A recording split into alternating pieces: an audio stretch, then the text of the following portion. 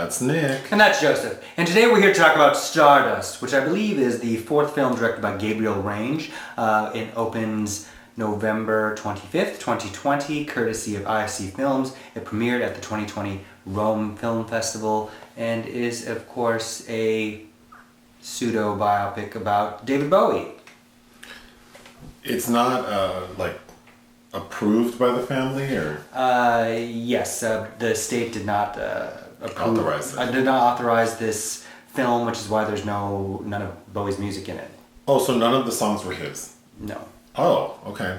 And the opening of the film says, this is... I think they were trying to be cheeky. But what do they say? They say this is mostly fiction. Anyway, this movie is about David Bowie, 1971. Yes. He has released the album... the popular one. Already. Space Oddity was a hit on his second album, and he has just now created his third album, The Man Who Sold the World. So the film opens with David at Customs, U.S. Customs, attempting to pass into D.C. from the U.K. Mm-hmm. And he's having problems because he doesn't have his visa. He's saying he's there for work, but then he has a travel visa. They are giving him a hard time because he has women's clothes, and he says his name is David Bowie, even though his password says David Jones. So it would seem that he doesn't get to cross, but then he explains, you have to let me across, I'm going on this massive US tour. So then we flash back to him with his wife, who's played by... Jena Malone.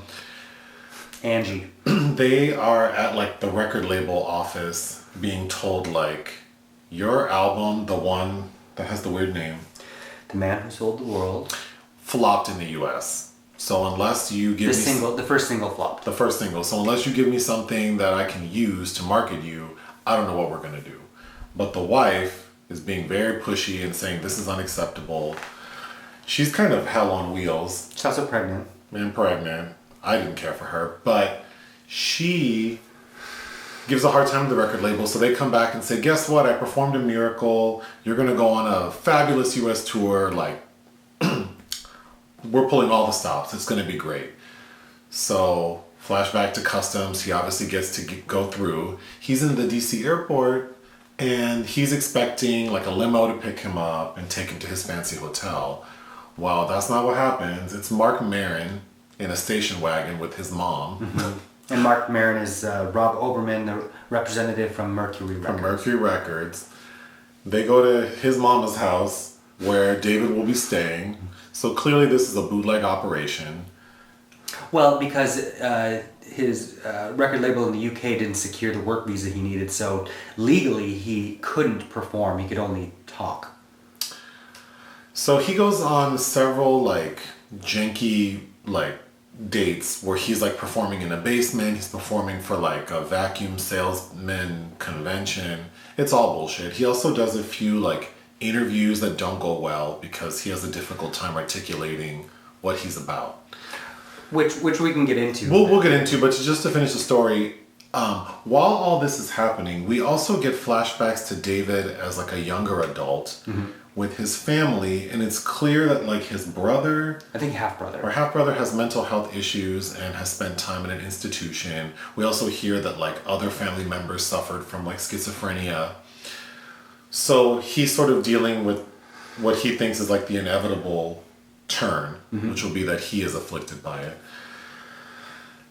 He ends up getting back to the UK, and then we flash forward to 1972, and the album Ziggy... The Ziggy Stardust and the Space Spiders, whatever that album is now a thing. So the end of the film is him. He's changed up his look. So for the bulk of the film, we see him wearing this dress with long hair, and now for this Ziggy Stardust performance, he's wearing the red pixie with the outfit that we most know him from. Well, yes, now he's entered the realm of... This film is about the creation of Ziggy Stardust, his alien persona. Oh, that's what it was? Yeah. I didn't get that from this movie. And his ascension to what would become to known as glam rock. Yeah. It's the last 10 minutes. Mm-hmm. Yeah. So basically he performs a sold out crowd, and the end... Yeah. All right.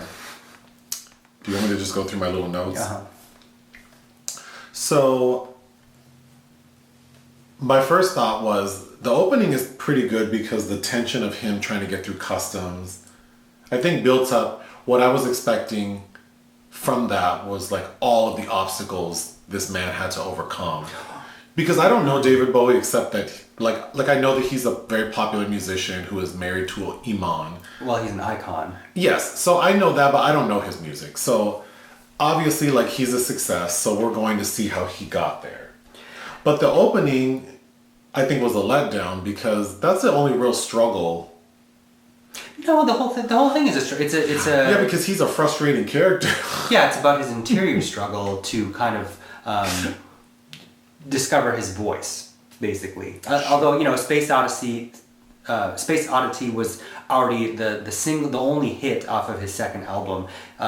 It was made very clear that this third album, The Man Who Sold the World, which he has trouble articulating because it's very dark, folksy, blues-inspired album that is about madness, and it's about all the things that he can't really articulate because he hasn't kind of laid the demons to rest about himself and his own fears about being like, because there's mention of several aunts were diagnosed with schizophrenia, and there's all this trauma.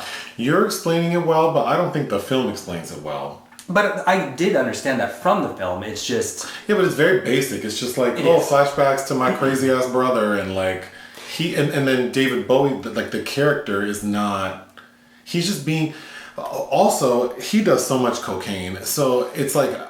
But between him being coked out and then us being told that like he has a history of mental illness, it's like, oh, well, that's why he is having all these issues. He doesn't per se have the history of mental illness. His, family members. Right, but that it could happen to him. Right. But also like he's not faced with a lot of hardships. He just has to perform like a couple chicken shit gigs, and then he is given the opportunity to do some pretty decent interviews that he flubs. Yeah, of course. Yeah, I think it's him. It's supposed to be a portrait of his ascension to Ziggy Stardust, which it also at the same time very much feels like a film that did not have authorization from the estate to make the story. So a lot, it feels very indie. What you're saying makes sense to me, but I didn't feel that watching it. Like I know that you gleaned that from the film, but until you just said it 5 minutes ago, I didn't realize that this was building up to the Ziggy Stardust thing. Mm-hmm. It just happens. Like, cut to, he had this shitty tour in the US for a year, and now cut to, he's back home, and he's wearing white spandex and a red wig, and people love him. I didn't, there's no, how did he get there? And yeah. Why don't we see him making that album? Well, the funny thing is the Ziggy Stardust album, I think, is his fifth album, because in between in between The Man Who Sold the World and that album, there was an album he released at the end of 71 called Hunky Dory. Oh, so see, that's really that's even worse. But all of these kind of biopics take liberties. I will say I did appreciate what this was trying to do more so than Bohemian Rhapsody with Freddie Mercury, or what about the Elton John? The Elton John Rocket Man with Elton John. You like this film better than those? Oh yeah. Oh. At least it was trying to stay true to the artist instead of packaging them for the mainstream consumption. Okay, so what did I like? I think the man who played David Bowie, Johnny Flynn. He did a very good job. Mm-hmm. And I referenced this movie before, but I know him from a 2017 film called Beast, which he stars opposite Jessie Buckley, the actress from I'm Thinking of Ending Things, which is a really... Oh, the curly-haired lady. Yeah, that he's the male lead in that film, which I really liked. I really liked him, and I think he did a very good job. Mm-hmm. But this story was... Because I kept thinking, when is this film going to show me why David Bowie was a star? There's nothing about this character, the way it's played out, that makes me think that he's, remarkable. Sure. But we know that he became a big star, so... But I think if you do know Bowie, you'll pick up on all the references he's trying to make, because this was a period, this shitty tour in the U.S. in 1971, where he picked up... He was introduced to Iggy Pop and Lou Reed and the legendary Stardust Cowboy, and kind of that psychobilly music movement that really influenced what he would become. So... That said, if you have no idea about any of those kind of things, it's all... I don't. So even one of the guys who's interviewing, or Marc Maron's character is trying to convince a friend, like a reporter, to interview David. And the guy's upset, and he's like, please don't bring me another fey, self-indulgent Danny. I wrote that down too, yeah. And I was thinking the same thing, like, yeah, this guy, like, what? So he likes to wear makeup and dresses and, like, be, very blah, blah, blah.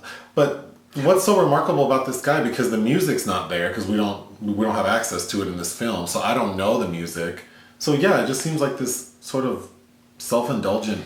And that's the point. He was very frustrating to me. Yeah, and I think that's the point too. An artist is not just born. Like he created that image of himself. I get that. That's the journey. Yes, I get that. Like he was trying to like maintain his artistic integrity and present his like sort of vision for himself. But I don't think the film does a good job. No. Showing like what's so special about this. Like why even this movie could have been about anybody. Mm-hmm. They shouldn't have even called it like associated with David Bowie. And I do like Jena Malone a lot. She's a little over the top as Angie Bowie. Very over the top. And also not British, so I think her casting. My note for her, she's just too much. I do like her a lot, but she's acting real hard.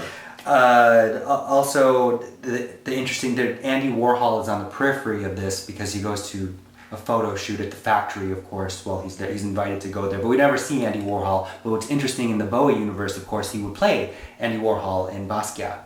Oh, I didn't know that. Mm-hmm. What else do you have there? It also reminded me of how much we are in need of a film about Joe Bryant. I don't know who that is. He was the first openly gay glam rock musician who signed with a label. He died of AIDS in the 80s.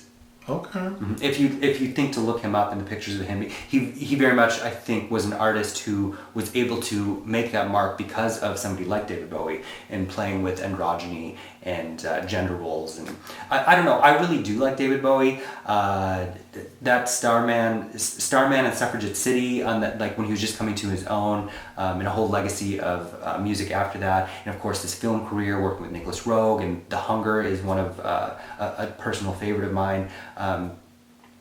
So I appreciated seeing that. I don't know if I necessarily got Bowie from this for multiple reasons. I think the music would have helped, but... What would you give this film? I would give it 2 out of 5. I would give it 2 out of 5 as well. Thank you. Thanks.